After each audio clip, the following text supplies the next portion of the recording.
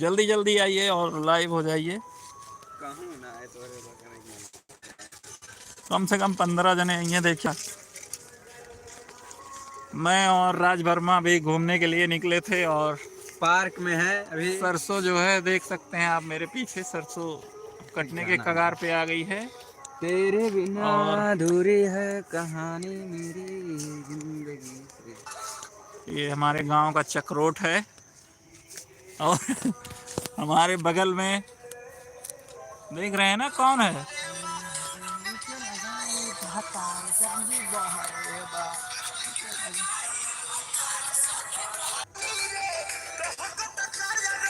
तो आ जा कम से कम तो आ सका थे, कनेक्ट कर सका थे।